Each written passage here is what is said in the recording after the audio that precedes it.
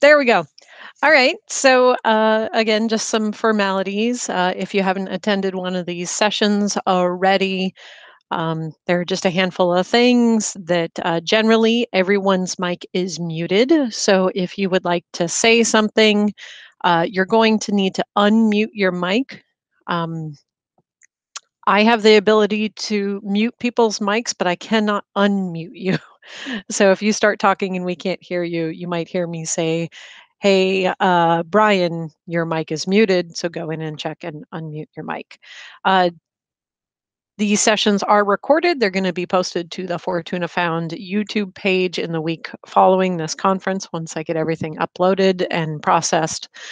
And yeah, so today or this session is about sport kites and about sport kite progression. And I figured this would be a really good chance for us to kind of have a roundtable discussion that just really focused on sport kite progression. Oh boy, I'm getting all sorts of people requesting to join, so I'm trying to make sure to admit them as while I'm talking. Um, but yeah, just kind of generally would love to hear various people's thoughts or ideas on how do you progress in sport kites. Whether you have just picked up a sport kite for your very first time and you're trying to learn where to go, or what steps should you take, maybe what avenue you should go. Um, and also for those of you that are experienced and you're fairly accomplished in a certain style of flying and you want to take it up a notch, you want to progress somewhere else, what are some pathways that we can follow, and what are maybe some resources we could share with one another that helps us all progress in our sport kite flying. So yeah, the topic for this session is centered around that central theme of progression. So let me make sure to keep admitting everyone to the chat so we can get everyone involved. There we go. All right, so I'm going to unpin myself and I will open it up. Would love to hear from someone on either something that they are looking to how they're looking to progress in their sport kite flying, and maybe some roadblocks they're running into. Let's see if we can. Oop, Brian, I'm going to mute you for a second. We got a lot of feedback. But would like to hear, again, someone who is looking to progress their sport kite flying and maybe some roadblocks you're running into. And let's see if we can collectively work together to figure out a way to get over those roadblocks. So let me unpin myself so we can see the whole screen. There we go. So the floor is open for whoever would like to go. Shall I be the first to kick off? You are it, Ron. I have pinned you to the main screen. So okay, so the mute button is not on? You can actually hear me. Okay. Yep. Technique is not letting me down this time. Okay, I started kites back in the 90s. Then two kids came along, so no time left. Okay, kids growing up. I was thinking, okay, this could be a good time to finally pick up kite flying and learn something. And you mentioned roadblock, and yeah, there's one huge roadblock, and I don't know how you guys handle it, but I think I have to wait until my retirement to have time enough to practice. There's one thing I know for sure: the only thing you need to progress is time, and is the only thing I don't have. So, how do you guys divide your time between your professional life, your family, your loved ones, and your kite passion? I'm really curious and hope to learn from you.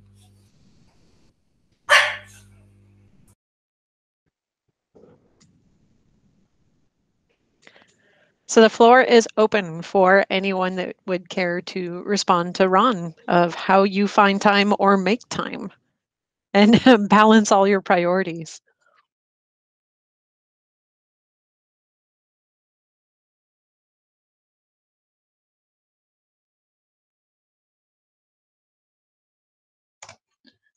Cool, cool. Not everybody at the same time. I like it. Hi, this is Mark from Seattle. Good to see you all. Hi, Mark. Paul, you've had quite some experience, and I'm totally singling you out here. Yeah. You've kind of gone through various stages in your kite life, be it, starting out being younger and having kites be 100% of your time with demonstrations and work, to your life now with work and other commitments. Do you have any insight into this?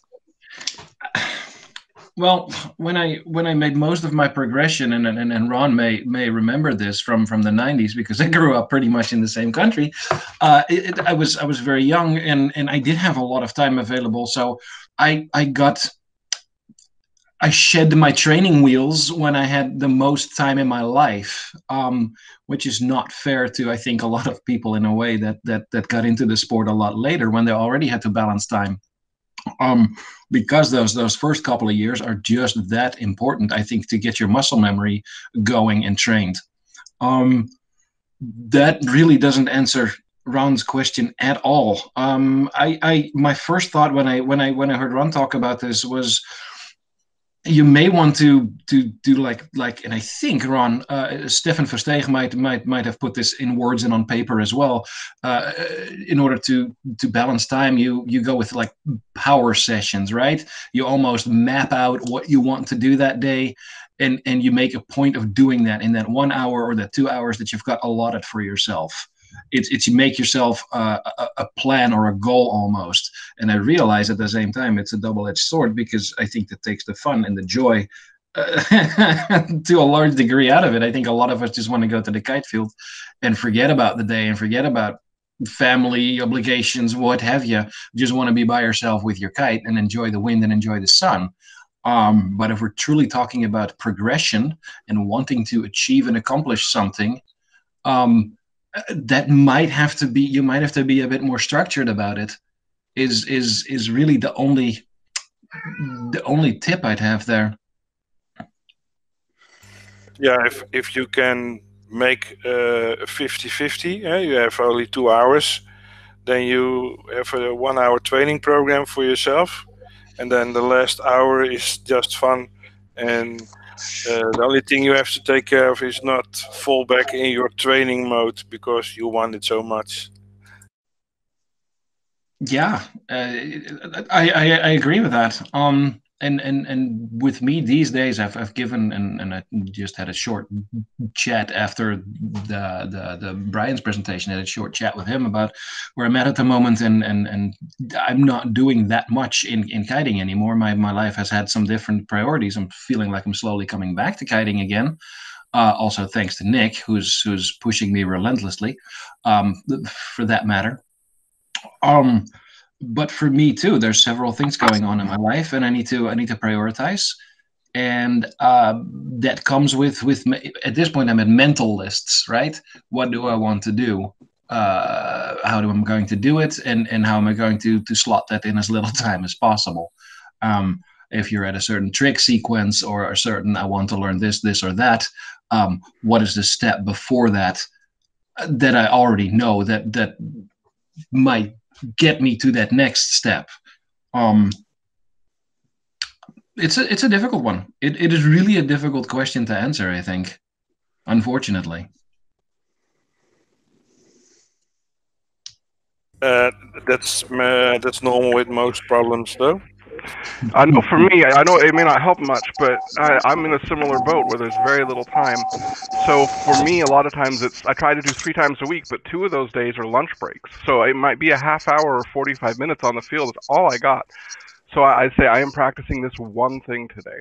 And then I go there for my half hour, 45 minutes, and that's the one thing I've done.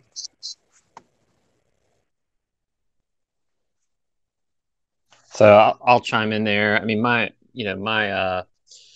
I guess you'd say background in kiting mirrors Paul's in a large way there. I mean, I learned the majority or progressed, the majority of my progression occurred in the late 90s or the mid to late 90s. when I was young, like Paul, and had no other commitments. But to the point, and I'm sorry I missed who was speaking there, and if that was Brian or who, when those days were that we were hitting the field, I mean, it was a pick a trick or two and go focus on those. Don't try and do all, go try and pick it, or go try and progress in every trick you're working on. Pick the one or two that you can focus on that day, and go after that, and work on that, and then just continue building on it.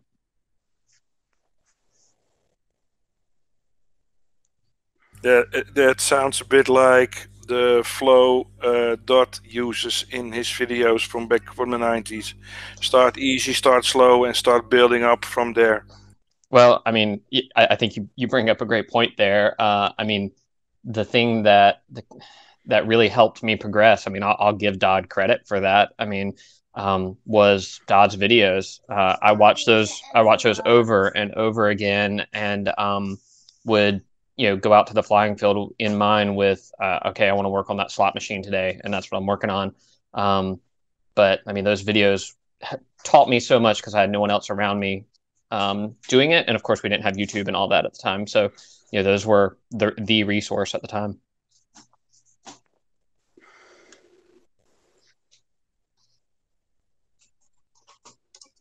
Yeah, I'll second Hunter on that. I think having that plan is key if you have limited time, and Dodd laid that out really nicely at the time. Yeah, and I guess getting back to Ron's original question, so I now do have a family and a son, and we're fortunate to live in a beach town, so we do get to go to the beach. And as my son is getting a little older, he's 5 years old now. When we go out, I'll throw a kite, with us, and spend time with the family. But if available, I'll put the kite up for a little bit, play some, enjoy it some. So the family's out there enjoying it. I'm still spending family time, but get a little fly time in as well.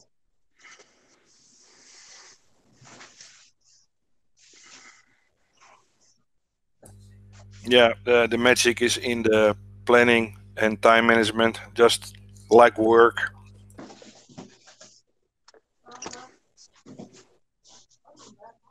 Oh yeah, it's a challenge for sure, no doubt. What I'm hearing is we all should work less. Work does get in the way of having fun, doesn't it? Mm-hmm. There's nothing wrong with work. It's only costing me so much of my free time. Mm-hmm. So Teresa posted in the chat regarding field locations. So that just kind of spawned off a question for me, is that how important, and I guess this is my question for the more experienced folks, is how important do you think it is to find the best flying location and practice there, versus maybe finding whatever location you can and making the best with it? Like, do you feel it's easier or better to learn one way or the other? The moment you had that question, I'm like, well, crap, I can go both ways on that.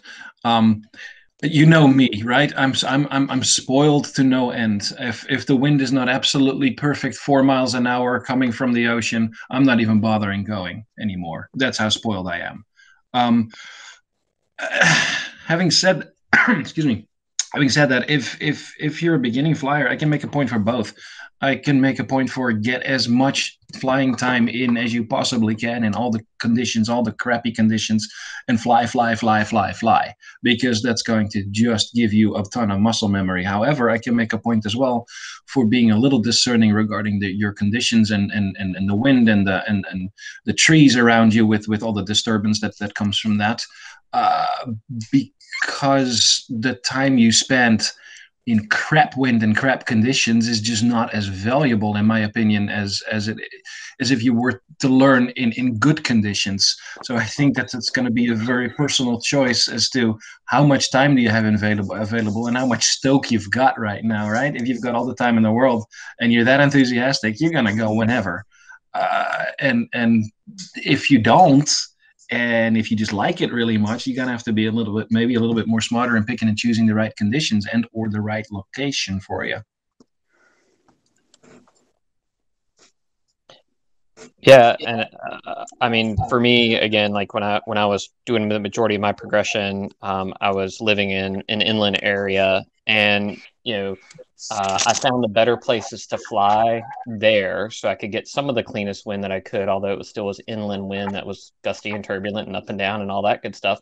But it went into finding what areas are the best for which wind directions, and knowing the amount of time I would have and getting to the one that I had time to get to. If I didn't have time to get to the best one, go take the opportunity to fly where I can. And like Paul said, I mean, I think there's some value to learning to fly in any condition, and sometimes it can force you to try new things. I flew a lot on really short lines in those days, and you learn different stuff. And I think there's some value to learning to fly in any kind of condition.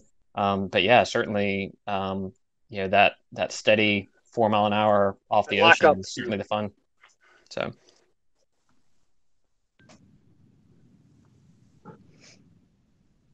I'll add, John Baresi is on, and he made a very interesting comment in the chat section. I wanted to highlight just in case, is that I've always grown my foundational abilities more in crappy wind, but connected it all together better in ideal winds.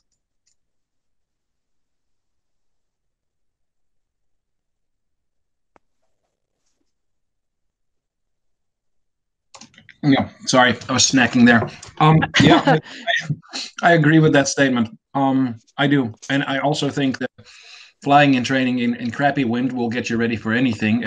If we're ever talking about performances, demos, that type of stuff, more structured stuff. I'm not even talking about competitions, but I'll tell you one thing: competitions did give me the ability to fly in anything ultimately. Because there was no choice, right? You go when the time comes, and that I think always made me a better demo flyer. But never mind that. That's sidetracking from the topic at hand. Yeah, no, I agree. I think if you can fly in crap wind, if you learn and force yourself to fly in crap wind, you can do it in great wind and have a ball doing it. The other way around, not necessarily.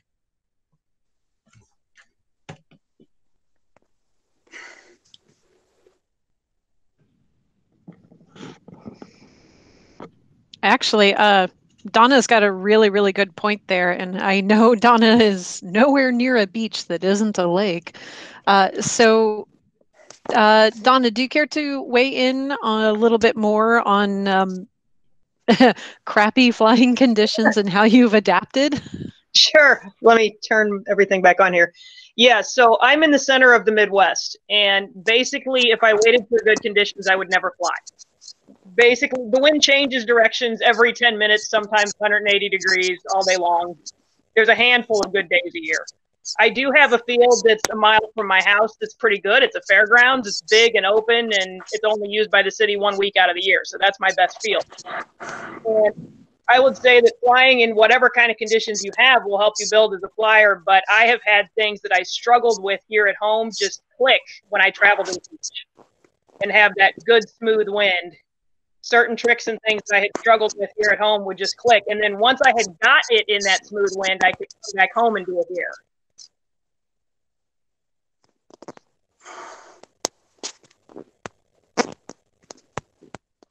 I think another thing this conversation just made me think about when it came to some of my flying preferences and the area that I grew up in flying, being an inland area, is in a lot of ways I really enjoy the very, very, very light wind to no wind to indoor scenario, because if you're in a turbulent area and you have no wind, you have no turbulence. So if you have an ultralight, super ultralight indoor kite that you can fly, enjoy it. Obviously, it's different than flying a standard kite and does different tricks and stuff, but I think that's one of the things that cultivated in a love that I have for really light wind and indoor flying.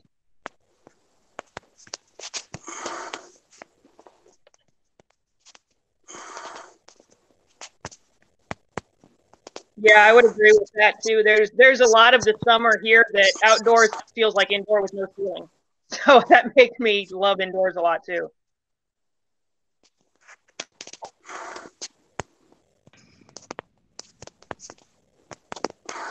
All right. So, is there another person that would like to share where they are in their sport kite flying and maybe some hurdles that they've run into with their progression?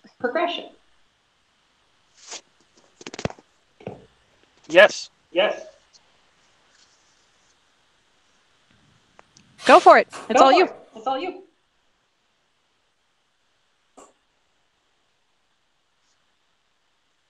It's me. Yep. I've pinned you to the main screen. You might need to turn your volume down because we're getting my voice feeding back. All right. I'm sorry. I'm Tony, yeah? Okay. I'm Tony from Greece. All right. Well, I don't know what is mean progressive for anyone. Progressive is like, it's not objective. It's mean projective for me is to go in a higher level of trick flying. Projective for some other people is just to make an axle. And well, I don't know many things about progressive, but I know what I made the last 5 years, 6 years. This is my example. You know, in Greece, we have a big crisis and people living with no money, and etc. So for me, it was difficult to buy materials because Greece don't have kite shops, and etc. So for me, sometimes, because I'm flying every day and I'm flying on the limit, I break often spars. So in the end, I left with the 2PT, one kite SUL. So I fly my SUL in all winds every day for 4 years, breaking every time my 2PT, reglue and do it again and again and again in many winds, in different winds, in gusty winds, in high winds. I change lines. That's way is progressing for me. I learned, you know, and I left by myself. That's it. For you, would you say that one of the hardest parts was learning not to break your spars as much? Or did you find that like breaking your equipment kind of put a stop to your learning? I just muted you, so you'll have to unmute to go back to talking.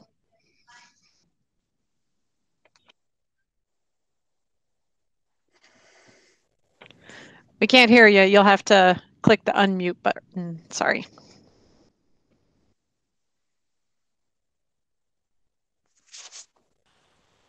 Can you hear me now? Yeah. I'm sorry, I'm not so good with you know. Anyway, yeah, I broke often spars because I fly in the high winds. Here I have high winds all the time, 25, 30 kilometers. I lock up, and I just don't know how to overcome it. Yep. So I broke many times my spars. So when I don't have spars, I'm using the same spar. I reglue it, and I continue flying with the same spar. So I learned to fly with a 2PT, for example, for years. So I made progressive myself because I learned to fly with only one kite. That's it.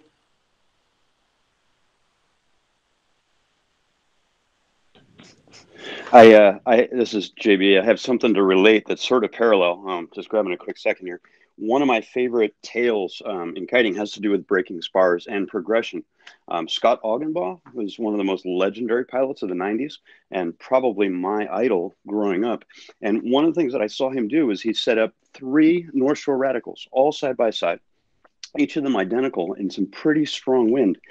And the first kite, he launches and he does a dive straight at the ground and he hits a tip stab intentionally so hard that he crushes the entire leading edge on purpose. He picks up a new kite, he walks down to the end and he does it again. He just destroys 2 kites willfully. And then the third kite he brings in, and the wind is pretty high. He just brings it in, and it was almost like a little bell went off just as he hit the tip. So the difference of him exploring the full range of his ability to destruct a kite, and then his ability to arrive just so, like a bird alighting on a branch.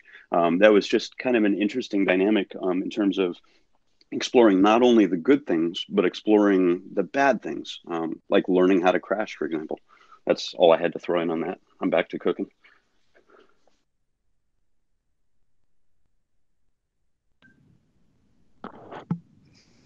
That's a fair point. I mean, it's kind of hard to understand how far you can push it if you don't actually know where the limit is. So, you know, we can conceptualize the limit as a wall is here, but until you really slam that kite into the ground, you don't know if that is, you know, here or if it's here. All right, Ed, I know you had a few things to say. Would you care to share on maybe something you're working on, a hurdle that you're running into, and what you're looking to progress in sport kite flying? You will have to unmute. I did have to click the mute button because of feedback that we were getting on your system. Okay. My question has to do with half axles. I fly by myself, and the half axle took me a year and a half to unlock. And the problem is that the only way it felt natural to me was on my left or one side of the window. And now that I have it, I'm trying to go back to the other side of the window where, I mean, cascades come from. A lot of these tricks generate from the half axle. And when I go to the other side of the window, I completely lock up. And I'm wondering if there's any tips anyone might have to overcome this, or if anyone has experienced this. It's very frustrating. I think we all experience this as we're learning, and I realize that that's not a direct answer to you. It's more like a remark thrown in the group kind of thing. This is exactly why one should be ambidextrous from the moment go, because the farther you or the further you go into your personal progression, the more you're going to get that lock up scenario, and the more difficult it is to get out of it, in my experience. If you can do something with your right hand, immediately practice it with your left hand and try to become equally as good. I think that's ultimately, you're always going to have a favorable hand or favorable side. But you can limit that by immediately nipping that in the butt, is my response to Ed on that. Again, I realize that that's not an answer to your direct question. It just made me think of that. Are you making that step forward when you pop the top wing? When I go over to the left side, I know what needs to happen, and I know I need to slack, and it's just, I end up popping the bottom or something. I go into a lazy. It's just, everything crashes. And I was just, maybe just doing some shadow boxing or something like that would help me get through it. But boy, is it frustrating. Yes, I do take the step forward, though. I'll add something that kind of helped me conceptualize it. And I go back to this every now and then. I took a training session, with some very experienced flyers, and I happened to, be partners with Paul. But having Scott Davis actually hold the kite and me be on really, really short lines, and him move the kite the way that it's supposed to move, so that in a way he's pulling my hands through the motions. It really helped translate left side to right side. So I don't know if you have someone around you that could potentially hold the kite and knows what's supposed to happen, but then it made that physical contact. It took it out of conceptual and me thinking too much about it in my brain to mechanical and my body doing it. So great advice, guys. And I'm going to try everything you guys have suggested, and I'll leave it up for somebody else. Thank you so much.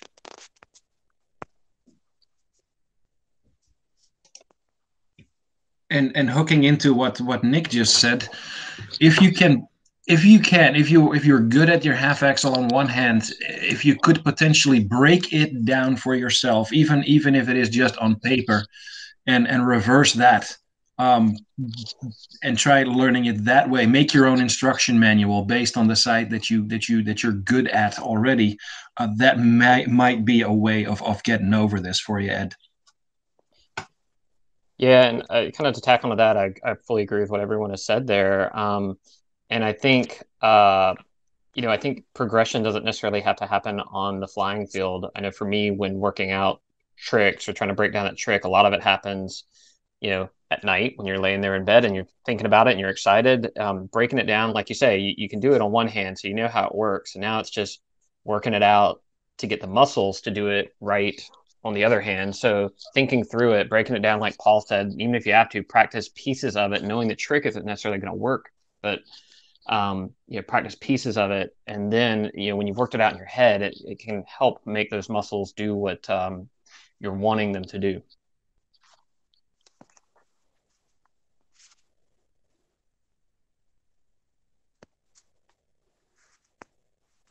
Just kind of close your eyes and envision it and break it down step by step, and it doesn't have to happen right away or every time. So I get what you guys are saying. Very, very good advice. Thank you. Good luck, Ed.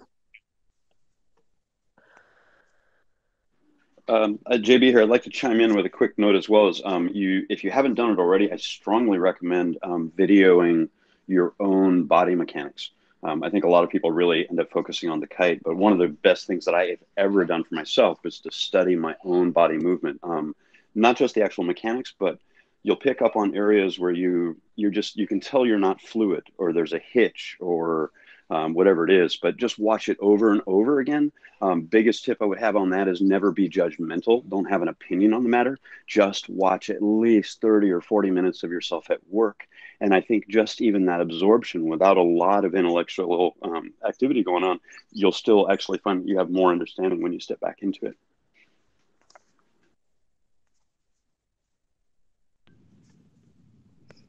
Absolutely. For those of you that don't know, I play on a roller derby team, and I coach my roller derby team, and I teach a lot of brand new people and some of the experienced folks. And video is one of my greatest tools for making the connection with the people I'm teaching, because I can sit there and say, you're doing this, you're doing this, you're doing this. And they're like, no, I'm not. And then I'm like, look at the video. And they're like, oh, I had no idea that I lean really hard to one side. So it provides that instant mirror and that feedback that you can recognize and understand it a lot better than you can in conceptualizing it sometimes.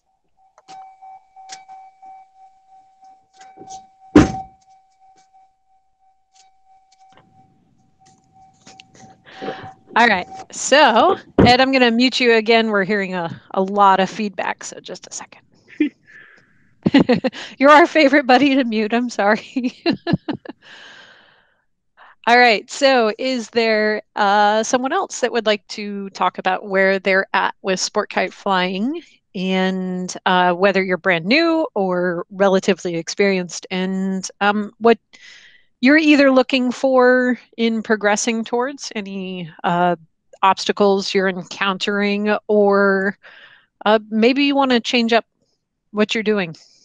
So you're a very well accomplished dual line flyer, and you want to see if you can translate that to quad line flying. You have a rather good group of people here to kind of discuss it with. So I'll open up the mics. Here we go. Remember to unmute yourself if you need to ask.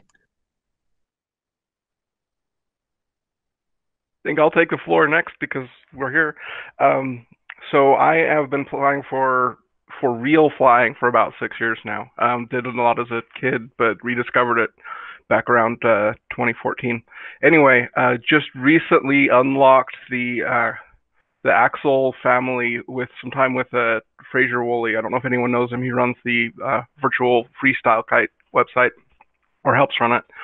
Anyway, so for me in dual line, my big thing is trying to go from how was this anything? Yeah, the kite tumbled away and I started into an axle and it sort of drifted, and trying to turn this into an actual repeatable, do it every time I can axle, every time I can half axle, every time I can lazy Susan, every time I can do the whatever trick. And that is really difficult for me. Part of it may just be the Texas inconsistent winds that we have. Mentioned before, a day that's 5 to 25 is a good day because it means you've got wind to fly in. Wind is very inconsistent. There's times where I'll do a trick and it barely has wind to stay aloft. I'll do it again and it blows out of my hands. That's my biggest difficulty in flying, that and trying to get time to fly. So other than time on the lines, which I know is the universal cure, any tips or tricks at how to move from the this was a trick, I tugged and followed the instructions for tug or pop or whatever the guides are, and then transition that into I can consistently do a cascade, I can consistently do a whatever the trick happens to be.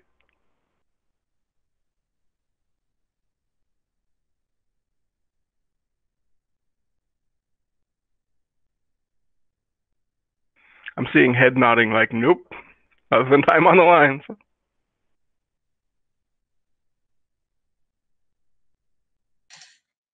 Yeah, that unfortunately would be my response as well. As you're talking, I'm going in my head over my own progression over the years, and it has always had to do with time on the lines. Ultimately, I was never very structured, also because I never had to look for time necessarily in the time of my life when I was really doing most of my progression or making most of my progression.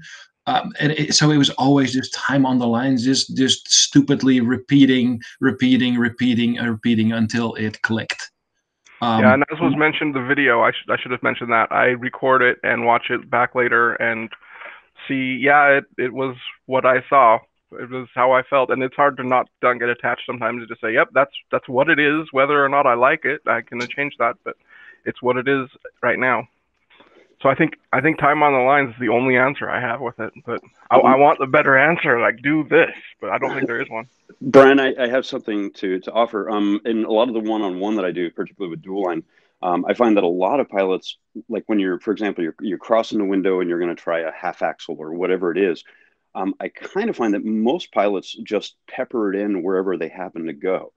So they're not necessarily assigning the 3 primary altitudes, right? So you're at the top of the window, you're cutting across the center of the window, and then you're cutting across the ground pass, the lowest point.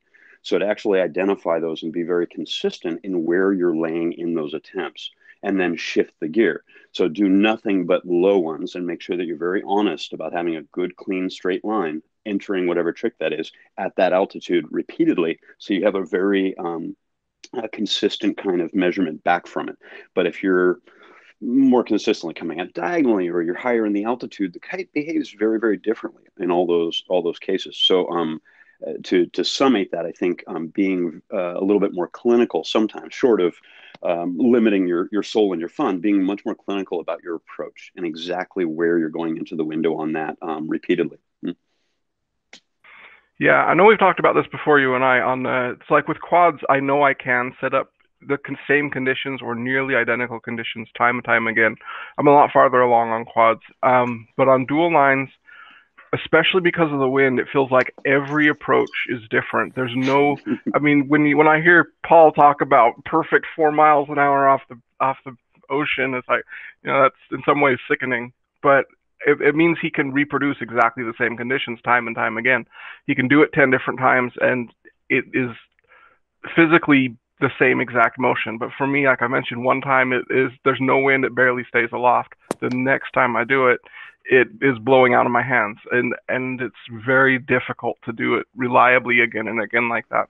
I do get what you're saying, trying to reproduce it as best you can with the same, but that's a difficulty getting back with the short amount of time you have to practice when you've only got a half hour or 45 minutes. Very short time window, very crappy wind. I don't know, there's not much to say on it other than just keep trying, which is hard to hear, especially when you're inland and can't really move. But I don't know of anything else to unlock it. Yeah, that's a depressing one. It's frustrating, and I mean, I'll put this out there. I'm sure you're already aware of it, and you're probably already doing it. But when you're in inconsistent winds like that, it all goes into that piece of reading the wind. And here's that moment where the wind did pick up to that 4 miles an hour, or that 8 miles an hour that I need. Let me go try that trick there in that same spot like Bresci was talking about. Let me go try it right there again. Here now it's gusting to 20 again. All right, let me do something else. Or just reading the wind and trying to catch those times when you can reproduce it in a similar condition. It's frustrating. Yeah, I should say it's very fun. It is frustrating, but very fun. That's what keeps me coming out 3 times a week, as often as I can. That's awesome. Kudos to you. It is still frustrating a lot of times, and I miss all the clinics, having the ability to go and talk with people. So like I meet with people when people come out to Texas, and I'll drive the 6-hour drive out to SPI just to be there. And people I've met with Paul briefly at SPI this year. I've met with just various people in the field and talk with them and say, help me, please teach me anything I can learn. Because 5 minutes with them is worth days on my own.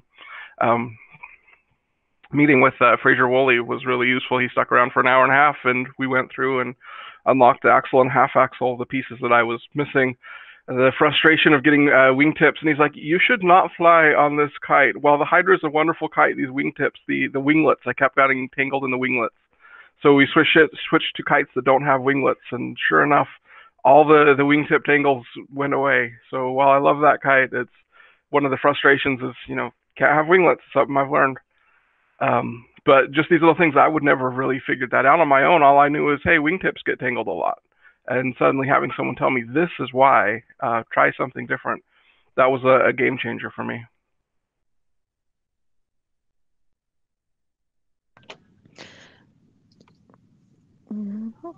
There we go.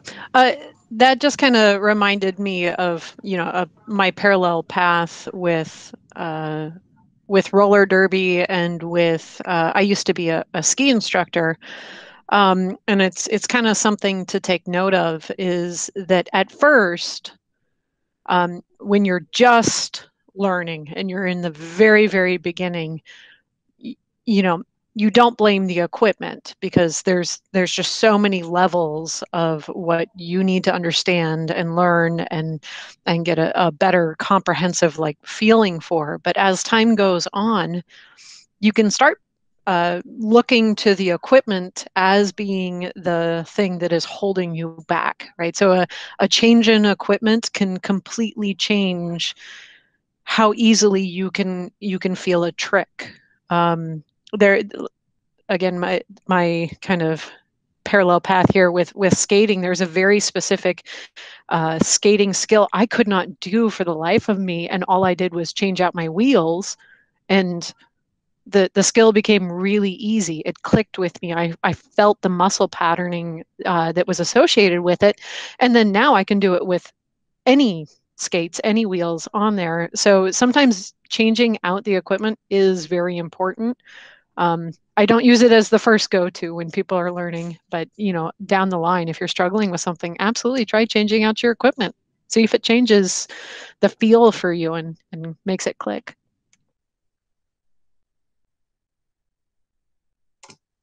Yeah, I absolutely second that.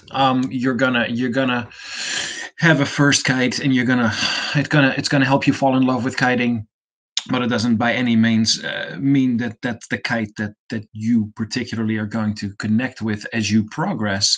So, and I think that everybody here knows this. That's why we're all buying a ton of kites when we started, and eventually we filter through what connects well and best with us.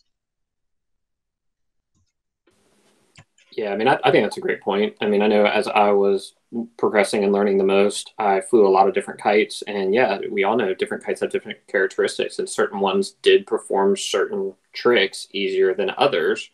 And then we all know, too, a good enough flyer can make, most kites do most tricks. I mean, not all, but I mean, you get good at making kites do the tricks you want as you progress. But yeah, there are certain kites that do tricks easier than others. Here, real quick, Jane is saying hi. Jane Holman from the World Kite Museum and Washington State International Kite Festival. She stopped by to say hi and check in on me. So she's waving. Hi, she's like, Jane. I know some of those folks. You can't hear it, but they're all saying, hi, Jane. Okay.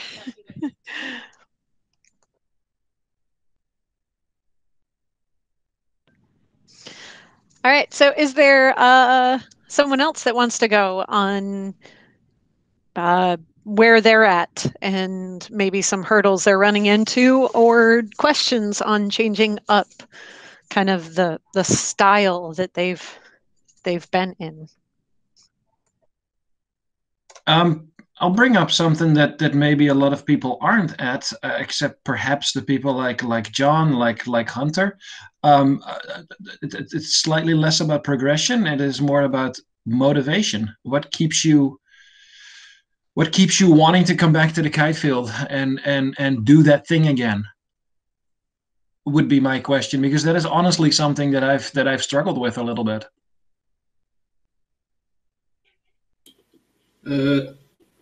I think motivation, you must find your motivation in a goal. For instance, when I started to fly a kite, I had a goal which was to be able to do something like some master pilot level did. So this is the main goal, and to achieve this goal, I've tried to respect some training planning. I used to fly mostly 2 or 3 days a week, because in this time of my life I had a lot of time. But then when I did not have so much time, I tried to do some competition. And when you do competition, you must try to fly not what you want, but what you have to. And so I progressed a lot.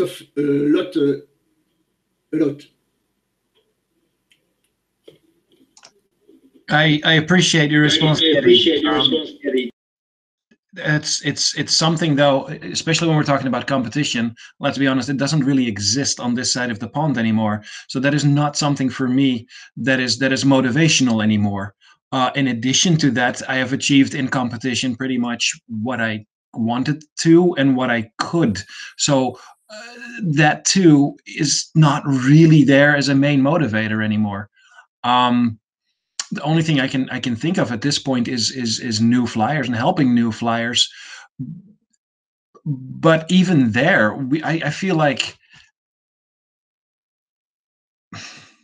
how to say that, it is even difficult sometimes to get onto a field with a bunch of new flyers, and I'm sure that John necessarily is not going to agree with me. He's going to tell me, just do it. I know that. As long as you're taking a pregnant pause there, 2005 is when I started specifically working on instructing. So when I gave my first clinic, it was actually dual line, and then we did 1 hour of quad line at the end of Sunday. But I remember I was definitely out of my element.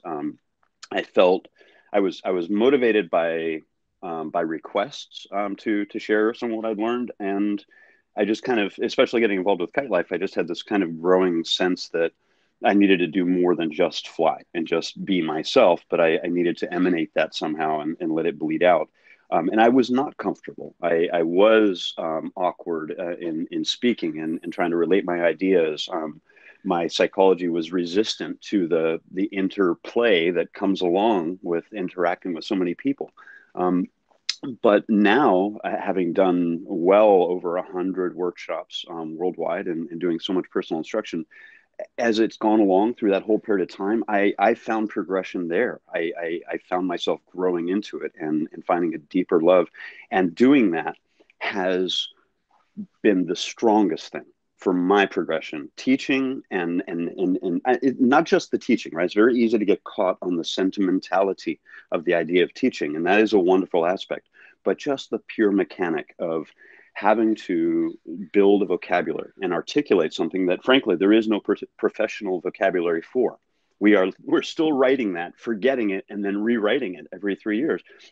But if, having maintained that now for 15 years for myself, that has been the best thing for my flying ever. I understand what I do so much better, and I can relate it in a much shorter period of time to the people that I interact with. So digging the heels in and mostly just remembering why you do it, and never mind the kind of experience, because you're going to get all experiences as you go through. So it's really about why, not what.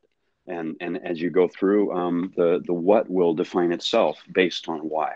That's what I would have to offer on that.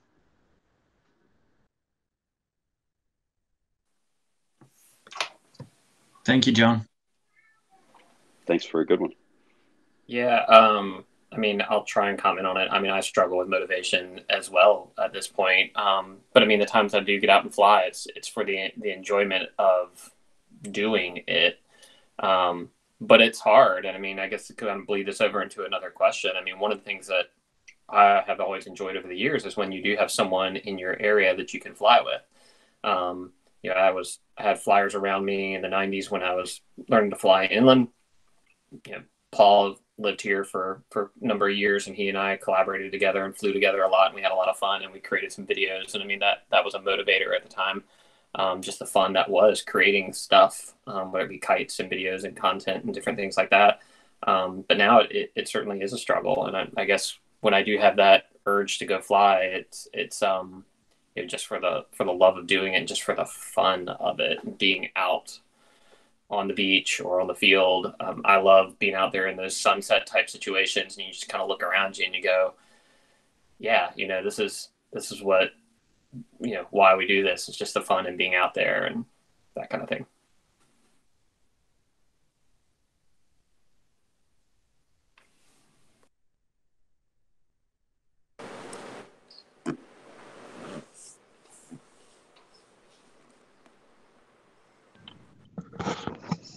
Yep, I see the kite couple just unmuted your mic. You got something to share? I think I'll introduce myself. My name is Rick, and my spouse or my wife is Paula. One of the reasons that we get together and go fly so often is a couple things. Because of my line of work, or our line of work, can be a little stressful. It's rest for us. I think we detach from what we're doing in our personal or professional lives, and we get together with our kite family on the beach and we fly. And we're fairly new to two-line and especially four-line kiting. It's really fun to just text each other or call each other and say, hey, we're going to get together today or this afternoon or whatever, and just fly and learn new things and spend time with each other. That's a big motivator for us. The other thing is that I get to spend time with my mentor, Bill Doan. I think that's amazing that I can learn so much from him. Just grateful for the environment of what we have and be able to enjoy the sunsets. So I agree with you. I think it was Hunter Brown that was saying that. I mean, it's sitting out there and just viewing those sunsets or the wind, whatever it is.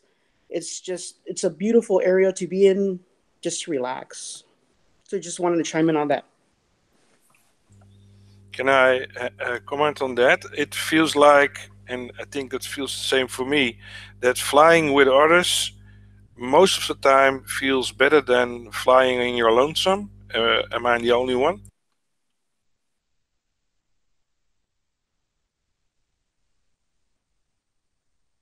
No, I'm you're not sure if you can see a lot of head nodding of, yep, yeah. Yeah. So what we need is a lot of kite camps for all of us to get together and fly. I agree. I like that idea. Well, and you know, I mean, I'll say this too. I mean, yeah, things like this are motivating. So, I mean, thanks, Nick, for putting this on. I mean, getting people together, talking to kite flyers. Yeah, I jumped on the whatever that AKA discussion was recently about the sport kite stuff, and you know, talked a little bit there and listened a little bit there, and then Drayton from the AKA, he happened to be coming through our area, and went and had dinner with him, and you know, talking with other kite flyers, whether it be this type of situation or whatever. It's something I don't get a lot of time to do as much, and talking with folks like you guys help motivate me and remind me why I enjoy it, and you know, kind of makes me go like, man, all right, when can I get back out there and fly a little bit? So, you know, thanks, Nick, and thanks for all of you guys who are on the call today. If I may chime in, one of the things that I enjoy is also collecting kites or seeing kites of, I guess, different value. So the higher end kites, I think my most high end kite is the HQ Zebra. And so from that point, I'm really learning how to use it, and then looking forward to a higher grade or higher end kite as we progress. And so it's just something that we do for fun. As a former photographer, it's not about the camera, but it's about the boy or the girl behind the camera.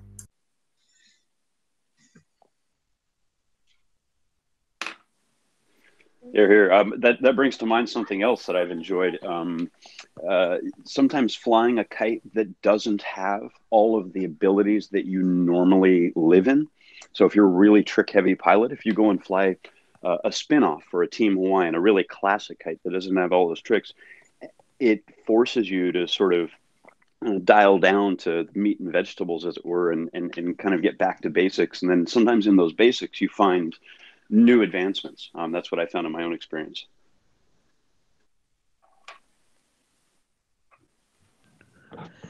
John, you, I'm remembering the sport kites, like group class you did, what was it, a year or 2 years ago? And while, you know, we kind of went over the basics of sport kite flying and did a lot of individual flying, you had, what was it, 5 nexuses, prism nexuses laying out, and you encourage people to do team flying. And just, you know, kind of watching other folks who you had a wide range of, you know, brand new to rather experienced, but everyone just kind of getting on the line and flying together with a kite that is not trick heavy. It's a pretty standard dual line kite. You could see people changing. You could see them learning and feeling, and I guess seeing things differently. And the uncontrollable giggling. Let's not forget that. Especially when the random person walked up and grabbed a kite and started flying it, and we're like, who is this guy? All right. Is there someone else that would like to share on progression and what progression means to them, or where they're at in their personal sport kite flying progression?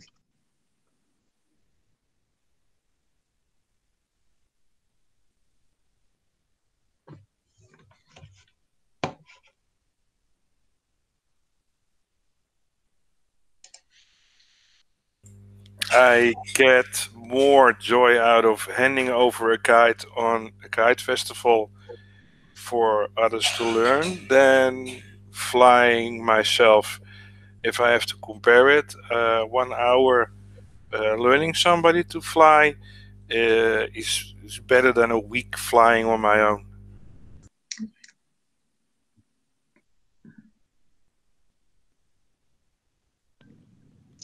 Yeah, actually, that brings up a question of mine then, which unfortunately I'm going to have to jump off here in just a little bit for the next session.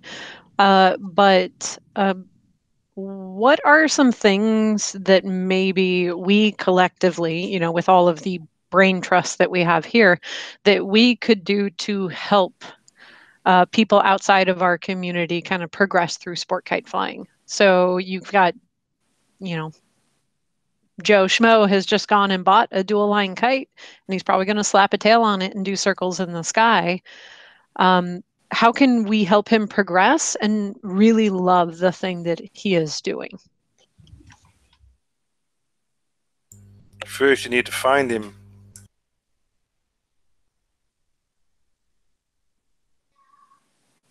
I think kite shops are Paul, you're muted. Kite shops have a role in that. If there are any kite shops left, they always help you, and new people get out and meet other people. So that's one step. My muted response was do we have to help him? Does he need help? Maybe that person is completely happy flying his circles, and that is all he's got the time for. He loves the tail. All the kids on the beach are screaming at the tail, and he's having a blast on a Sunday afternoon. Does he need, or she needs to progress at all? And do we need to force that on people? Yes, I agree with you because when I see some kite flyer on the beach, they are very happy to fly like they was just looking at a single line kite. They are happy to see their kite fly just that, and they don't want to take time to be involved in a kite progression. But this is not bad. It's just their pleasure. You know, I think maybe more important than people who already can keep the kite in the air is when I'm at my kite field, there are a lot of other people there frequently, and you see many of them where the kite goes up and crashes and up and crashes. And, you know, I kind of watch for those folks and walk over, and, you know, in 5 or 10 minutes of chatting with them, I can often get them to the point where they can at least get the kite up in the air and keep it up in the air for more than 2 seconds. And I think that's helpful for them. And for me personally, I find that one of the more satisfying things to do, because I've gotten somebody who probably was going to go home and say, this kite is stupid, and throw it in the trash. And frequently I'll see them come back again.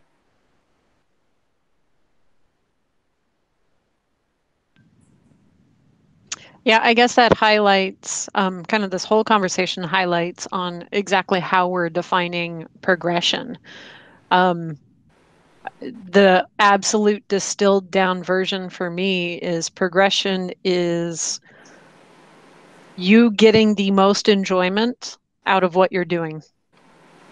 Sometimes it takes hard work, right? You know, you got to put in the hours of doing half axles in this one spot and hours and hours and hours, but then you really, really enjoy it when you can crank out that half axle in the middle of some other routine or learn to cascade from it. Whereas, you know, there's a lot of people who are just super excited to strap a tail on their kite and do 30 loops one way and 30 loops the other way. And, you know, if their level of happiness, their progression there is not crashing, then awesome. You know, if we can help them with that, that would be great. So, sorry, random little aside as I'm kind of listening to everything.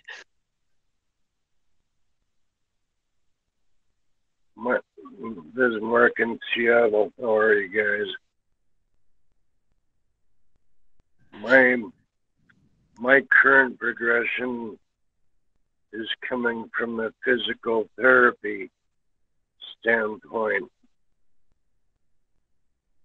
Short line flying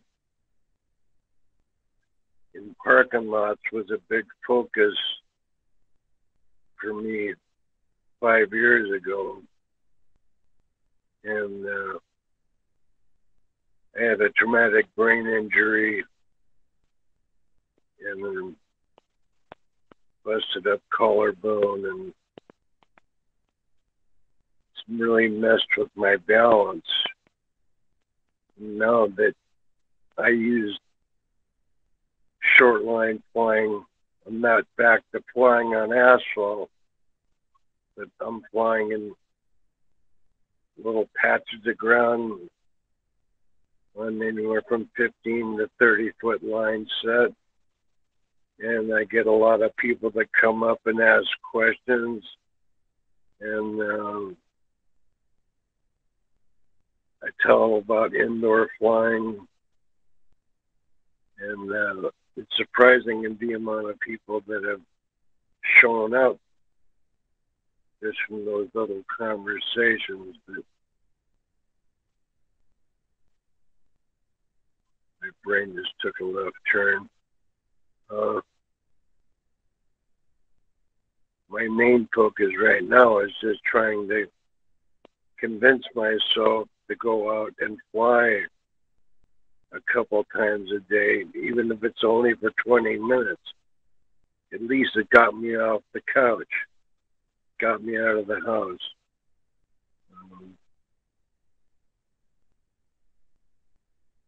I'm still trying to get enough of my balance back to where flying is fun.